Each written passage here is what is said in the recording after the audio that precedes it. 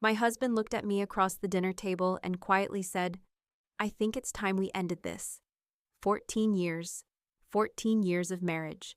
A bakery we'd built together from an empty storefront.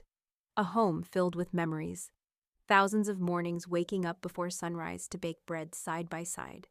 And now my husband was asking for a divorce as calmly as if he were discussing tomorrow's grocery list. I didn't cry. I didn't yell. I just stared at Ethan, the man who had fixed our old oven himself because we couldn't afford a repairman. The man who still left little notes in my lunch bag. The man who had kissed me goodbye that very morning. None of it made sense. I asked the only question that mattered. "Is there someone else?" He met my eyes. No, not defensive, not angry, just no. "If there isn't another woman," I swallowed. "Then why?" He looked down. I don't know how to explain it. That answer frustrated me more than anything else. People don't throw away 14 years without a reason. There had to be one. I just hadn't found it yet. If you're new here, subscribe before we continue. Because what happened over the following months completely changed the way I see marriage. And before I tell you the rest, let me ask you something. If your husband suddenly asked for a divorce and promised there wasn't another woman, would you believe him? I didn't. Not for a second.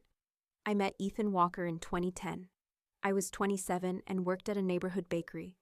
Every Tuesday and Thursday he came in at exactly 7:10. Black coffee, one blueberry muffin, nothing else. For almost 2 months we exchanged little more than polite smiles. Then one morning he realized he'd forgotten his wallet. I told him to take the coffee anyway. "You can pay tomorrow," he smiled. "That's a dangerous amount of trust." "I don't think you're planning to steal a blueberry muffin," he laughed. The next morning he came back, paid for both coffees. Left his phone number on the receipt. That was how everything began. 3 years later, we were married. 5 years after that, we opened Bennett Bread Company. Customers thought it was my bakery. It wasn't. I baked the bread. Ethan built almost everything else. The shelves, the counter, the sign above the entrance. Whenever people complimented the bakery, he quietly smiled and went back to work. That's who he was. Quiet, reliable. The last man anyone would expect to ask for a divorce. Looking back, the signs had been there for months. I just ignored them. Over the next few months, 4 things happened. Ethan bought new clothes. He started working late more often. He changed the password on his phone without telling me. And then he began spending some Saturdays at the office. None of those things would have worried me on their own. Together, they changed everything. One Saturday, he left for work as usual.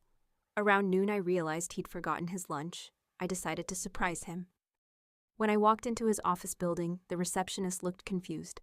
"I'm looking for Ethan Walker," she frowned. "He isn't here today." I forced a smile. "Maybe he already left." She checked her computer. "He never signed in." I drove back to the bakery, trying to convince myself there had to be an explanation. That evening, I asked, "How was work?" He didn't hesitate. "Fine. 1 word. That was all. But I couldn't stop thinking about it. A few days later, Chloe stopped by the bakery. She was my younger sister, the kind of person who noticed everything. "You've rearranged those cinnamon rolls 3 times, she said. "What's wrong?" "I think Ethan's lying to me." I told her about the late nights, the password, the office, the new clothes. She listened quietly, then asked, "Did you ask him if there's someone else?" I did. "And?" He said no. She frowned. "Then why does it look so much like there is?" I wished I knew. 3 days later, I found a message on Ethan's phone. "No name, only a number. Looking forward to seeing you Wednesday. Same time, Wednesday." The same day he always stayed late. That was the moment I became certain. My husband was cheating on me. The Wednesday finally arrived. For the first time in 14 years, I followed my husband. I hated myself for doing it. But I needed answers. After work, Ethan didn't go to his truck. He crossed the street, walked 2 blocks, and entered a brick office building. I waited a few minutes before following him. The directory listed accountants, lawyers, and one name that stopped me cold: Rebecca Morgan, licensed marriage and family therapist. A therapist? I looked at the entrance for almost 40 minutes. Finally, Ethan walked out. Alone. He didn't look happy or guilty, just exhausted. I drove home more confused than ever. If he wasn't meeting another woman, why was he hiding this? I didn't tell him I'd followed him. Instead, I watched him more carefully. For the first time in years, I really paid attention. He smiled less, spent more time staring out the window. Sometimes he'd unlock his phone, then lock it again without sending a single message. He didn't look like a man in love with someone else. He looked like a man carrying something alone. The following week, I called his office. "Is Ethan still there?" The receptionist checked. "He left about 15 minutes ago." Exactly enough time to reach the therapist's office. He'd gone again. That weekend, my parents invited us to dinner. Halfway through the meal, my father asked about expanding the bakery. I smiled. "We're still thinking about it." For almost a year, I'd wanted to rent the empty shop next door. Every time I brought it up, Ethan said, "Let's wait." Dad turned to him. "What do you think?" Ethan smiled politely. "I think Nora should do whatever makes her happy." It sounded like the right answer, but something about it felt wrong. On the drive home, my mother quietly asked, "Is everything okay between you two?" I smiled. Of course. It was the first time I'd ever lied to her about my marriage. A few days later, I noticed something even stranger. Ethan left for work without kissing me goodbye. It was such a small thing, but in 14 years, he had never forgotten. Not once. That afternoon, I logged into our joint bank account to pay a supplier. One charge immediately caught my attention. Morgan Family Counseling. Every Wednesday, for 11 months. I stared at the screen. 11 months. My husband had been seeing a marriage therapist for almost a year, and I had never known. That evening, I couldn't pretend anymore. "You've been seeing a therapist." He looked at the statement, then back at me. "Yes." "For 11 months." "Yes." "And you never told me?" "I tried." I frowned. "What does that mean?" "I asked you to come with me." "No, you didn't." "I asked 3 times. I would have remembered." He looked at me with heartbreaking calm. "I know." Then he quietly added, "There has never been another woman." I searched his face for a lie. I couldn't find one. Before going upstairs, he stopped. I thought we were losing each other. Then he walked away, leaving me alone with a question I never expected to ask. What if I had been looking for the wrong problem all along? I barely slept that night. One thought kept circling in my mind. I asked you 3 times. If that was true, how could I not remember? The next morning, Chloe stopped by the bakery. "You talked to him." I nodded. "He says there was never another woman." "And?" "He says he asked me to go to therapy." She frowned. "Did he?" I honestly don't know anymore. For the first time since all this began, neither of us had an answer. After closing the bakery that evening, I started cleaning my office, mostly to keep myself busy. While sorting through an old drawer, I found last year's planner. Almost without thinking, I opened it. One entry caught my eye: dinner with Ethan, 7 p.m., next to it. One word: canceled. A few weeks later, another note: weekend away, crossed out. Then another: couples workshop, also crossed out. I stared at the pages. For the first time, I wasn't wondering whether Ethan had lied. I was wondering how many chances I'd forgotten. The next day, I called our friend Melissa. "Can I ask you something?" "Of course." "Did Ethan ever talk to you about us?" She was quiet for a moment. "About 8 months ago, he asked me how to convince someone to slow down." "What do you mean?" "He said you worked all the time. He missed having dinner together. He missed your Sunday drives. He felt like every plan came second to the bakery." I closed my eyes. "I thought I was doing it for us." "I know," Melissa said softly. "So did he." That evening, I stopped Ethan before he went upstairs. "When you said you asked me 3 times, what did you ask?" He thought for a moment. "I asked if you still wanted the life we used to dream about." "I don't understand." "I know." He looked at me with tired eyes. "Neither did you." Those words stayed with me. The next afternoon, I found something that changed everything. Buried beneath old paperwork was an unopened envelope from Morgan Family Counseling. Inside was an appointment confirmation. Clients: Ethan Walker and Nora Walker. My name was right there.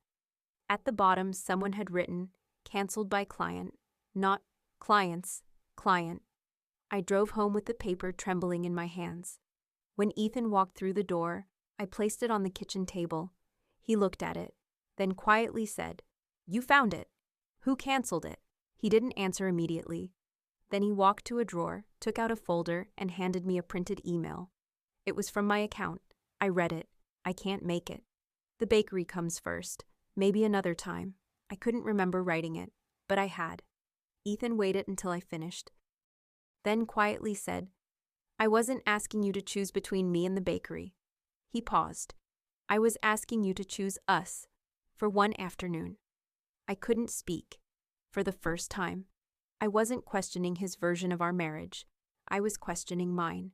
I read the email over and over, every time hoping I'd find something that proved this was all a misunderstanding. I didn't. It was my email, my words, my decision. "I wasn't showing you that to make you feel guilty," Ethan said quietly. "Then why?" "Because you asked why I stopped believing we could fix this." For a long moment, neither of us spoke. Finally, I asked, "Why didn't you keep trying?" A sad smile crossed his face. "I did." He looked at me. "I asked if we could spend a weekend away. You said the bakery was too busy. I asked if we could close one Sunday. You said weekends paid the bills. After Christmas, I asked you to try therapy again." I searched my memory. There were only fragments. A phone ringing. Holiday orders, employees asking questions, and Ethan waiting while I answered everyone except him. That night, I opened my work calendar. Every weekend was filled. Orders, deliveries, meetings. Then I found one small note, Tybee Island with Ethan. Next to it, I'd written one word, reschedule, but we never had. Another reminder read, talk after Christmas. There were no notes after that, just more work. I closed the laptop. Somewhere along the way, my calendar had become more important than my marriage. The next day, Melissa stopped by the bakery again. There were nights Ethan sat with David for hours, she told me. What did they talk about? You. My heart sank. He kept asking the same question. What question? How do you tell someone they're slipping away when they don't think anything's wrong? That sentence stayed with me all day. That evening, I asked Ethan, "Why didn't you just tell me our marriage was falling apart?" He looked at me. I did. I shook my head. "No. You were decorating cupcakes before Valentine's Day. I told you I didn't think we were happy anymore." Then, I remembered. Not everything, just one moment. Pink frosting, the phone ringing, an employee needing help, and Ethan standing in the doorway. I remembered saying, "Can this wait until next week?" He nodded, quietly, and walked away. At the time, I believed it could wait. Now I realized it never had. A few days later, my attorney called.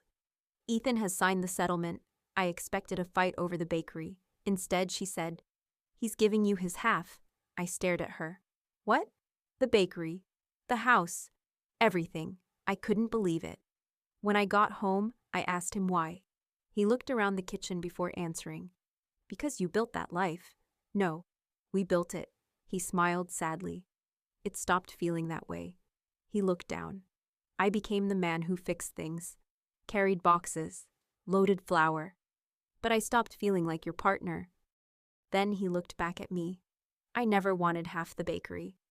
I just wanted to feel like I still mattered. For the first time, I had no answer, because I knew exactly what he meant. That night, neither of us slept. The house was quiet, but it didn't feel like home anymore. For the first time in 14 years, we were living like strangers.